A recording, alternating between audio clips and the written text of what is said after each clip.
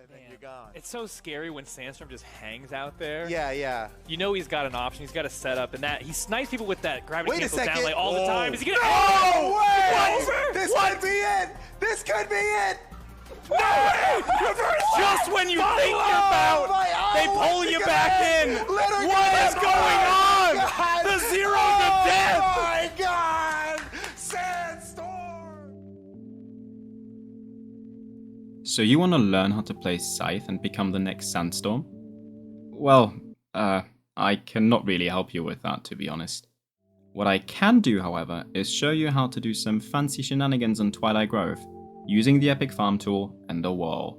Now yes, Scythe is a farm tool, don't get me started. Anyways, like I was saying, I can show you how to combine both the sickle and the wall into something funky. Something like this maybe.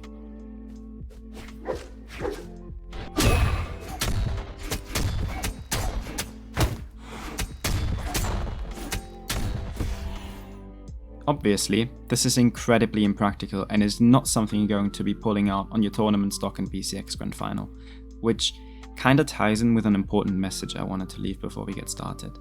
This guide is not going to help you increase your elo or instantly help you improve at the game. It is aimed at helping you introduce some new mechanics to your playstyle and allowing you to implement those however you like. If you use them to go for clips, or if you want to use them to gain a competitive edge over your opponent, is completely up to you. Your options here are near limitless. Be creative, come up with your own ideas. I am just here to, let's say, hold your hand and point you into the right direction. I do want to say, however, that understanding how walls work in Brawlhalla and what options they give you can help you in certain situations and might just end up being an optimal kill option in even the highest levels of play. Now let's start with showcasing some actual wall combos. We'll begin with more simple and more useful ones. This is a double down air.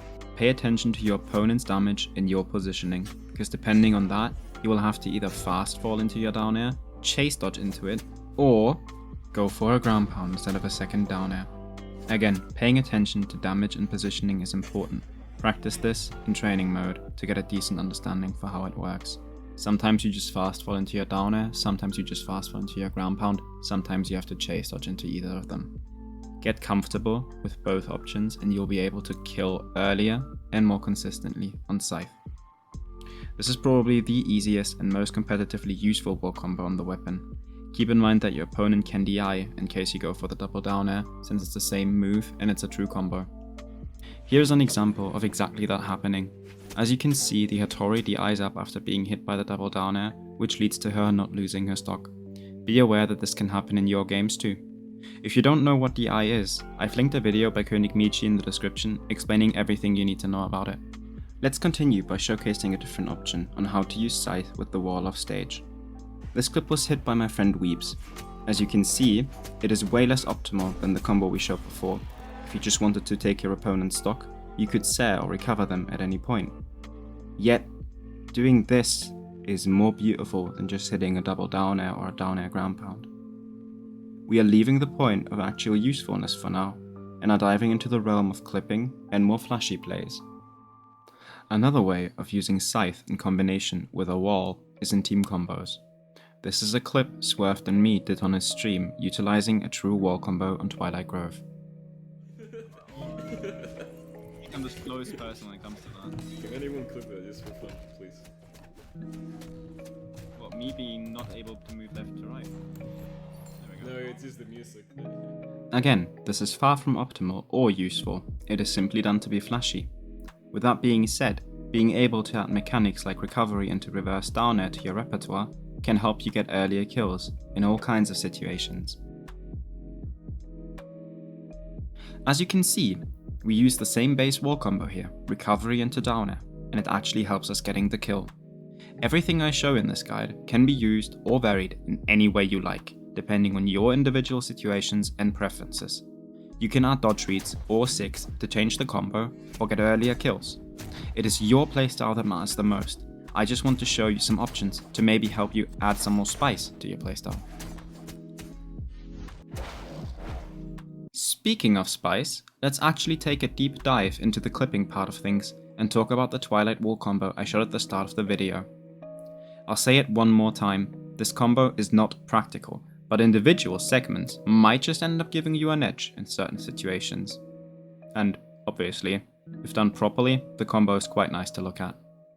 In order to make this as easy to understand as possible, I will explain the combo piece by piece so that you can understand the individual segments better. I will start by showing and explaining the true beginning for the combo and how to hit the starter, before actually getting into more detail for reads, follow-ups, and ways to end the entire thing. So now, without any more further ado, let's get into learning this monster. We start with a Nyx D-Sig into the wall. This can of course be done with different legends too, but will require some more experimenting and creativity on your end. For now, we'll focus on Nyx. So we hit the D-Sig, bouncing the opponent off of the island's wall before following it up with a jump side air into a GC sidelight. It is very important you input this quickly, and you also have to jump forward with your side air, otherwise you might miss the move entirely or give your opponent dodge frames on either the side air or the follow-up GC sidelight, and that is a big no-no in a wall combo. Finally, you jump, turn around and down air, pulling your opponent back into the wall and ending the entire combo by fast falling into a nair, pulling them back off stage. You don't have to pull them off stage here, you can also send them flying with the nair, but I wouldn't necessarily recommend that since it's not going to kill in most cases, so you're literally just wasting your combo potential. Up until here, the entire thing is true, and with enough practice, you'll be able to hit this somewhat consistently. One thing that is not consistent though, is the spacing on the D-Sig, which is incredibly specific and hard to get correct. Hitting the D-Sig too close will completely screw up your combo. Use the tree in the background as sort of a marker and try to hit the Sig as far on the left as possible, while still being able to hit your Ser. This will make sure you can actually hit your follow-up without sending your opponent under the island. Now in case you hit the entire thing perfectly and you've nailed them back off stage, we are in kind of a difficult spot. This is where our true combo options end and we have to go for a read. In my example, I go for a jump or an up dodge read, which means that I go for a chase dodge off stage down air, into a Ser, into another down air. Yes, the second down air is technically deiable, but trust me, no matter where they go, their stock is gone. This is obviously not the only way to end the combo. My boy Pop came up with a different ending, using a weapon throw and an unarmed wall bounce. Feel free to create your very own options and endings depending on what dodge or reaction you want to read. I am sure some of you can come up with very interesting things here, so please go ahead and experiment with this. I probably don't have to tell you that this was a somewhat advanced guide, which is why I didn't go into too much detail regarding simpler combos at lower damages like an air into GC endlight, etc. If you want stuff like that covered in a future guide, you can let me know. Also, the main focus of this video was showing basic wall combos as well as explaining my Twilight wall combo and different ways to utilize them. There's obviously more options like starting with a downlight into a dodge read and going from there. Not to mention other maps like King's Pass allowing for countless more funky, some more, some less useful wall combos. If you'd like to see those or even other weapon wall combos, trust me, those exist too, check some of my montages to see examples or let me know and I can cover them in the future. With all that being said, I hope you enjoyed the video and at least learned something new. If this video allows even a few of you to add some new flashy mechanics to your playstyle, it's a success in my books. I'm gonna stop talking now.